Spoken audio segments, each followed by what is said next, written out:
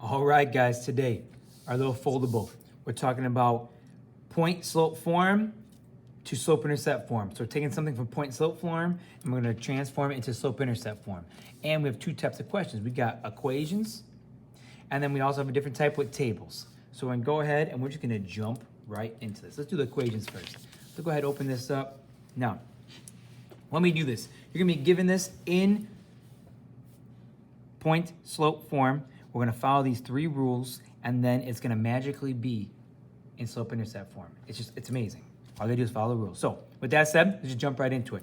Here we go. We have point slope form right here. Y equals 3 parentheses, x plus 5, and parentheses minus 7. We're gonna first distribute. When we distribute, we're gonna take this 3 on the outside and multiply it by everything on the inside of the parentheses. So here we go, y equals 3 times x is 3x. 3 times 5, they're both positive, so positive 15. Bring down my minus 7. Step 2 says CLT, combine like terms. Well, I look at this and I say, it looks like this one has an x, this one does not, and this one does not. So it looks like these two, these just numbers here, I can combine these. The 3x I cannot because it has no other like terms. 15 minus 7, ooh, that's gonna give me a positive 8. And holy cow, look at number 3. We're done, chef's kiss. Mwah!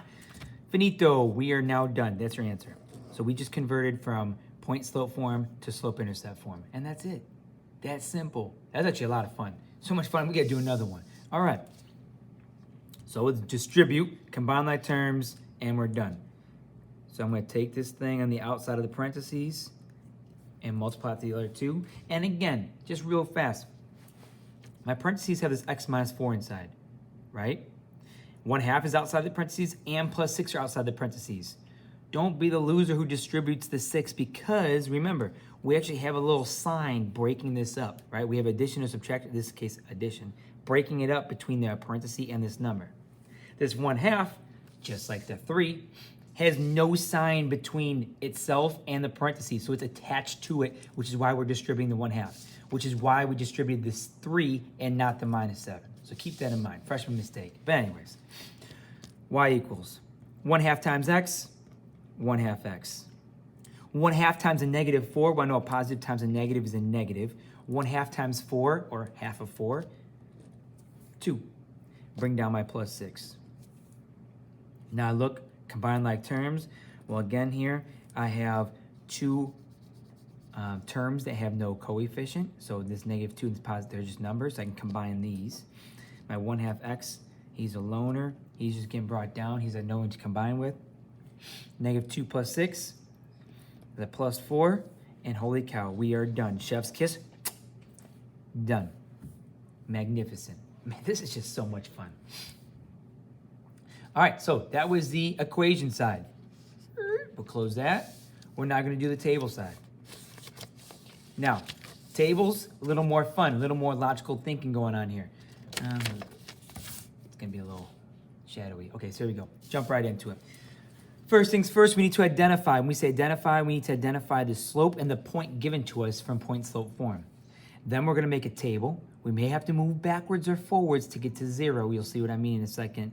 And then once we can identify the y-intercept, or our b, we can actually go ahead and write in slope intercept form. So let's jump right into this. Right away, we know point slope form. This number inside the parentheses, that's gonna be my slope. So that is my slope. All right, remember, that's my change in y over my change in x. For my point, remember, my point is gonna be given to me by this number and this number right here. The x, we're gonna have to take the opposite. So be given the formula. So this is gonna be actually turned into a positive 4 from x value, but the y value stays the same. So my x and y from this formula is 4, 8. That's the point I get from this point slope form. Now, what do? Let's go ahead and throw this in. Now, with these kind of problems, I always put my point in the middle somewhere. So 4 and 8, because I don't know which way I'm gonna have to go. You'll see what I mean.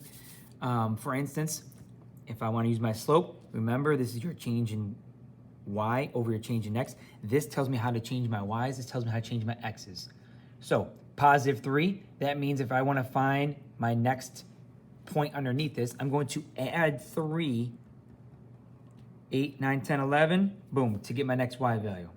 There's a positive 2. What does that mean? That means I'm going to have to add 2 to my x value to get my next one. So what is that going to be?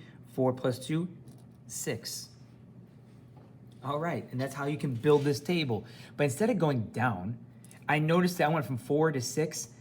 If I'm looking for my y-intercept, I'm looking for when x is 0. Well, I'm getting bigger, so I'm going away from 0, so I need to go backwards. So if I want to go backwards, follow with me here. Instead of adding 3 to keep going forward, I can minus 3 to go back in time, right? So if I do 8 minus 3, go back in time, that's going to give me 5. If I go back in time, that's going to give me 2. I'm running out of room. Hopefully that solves, we'll see.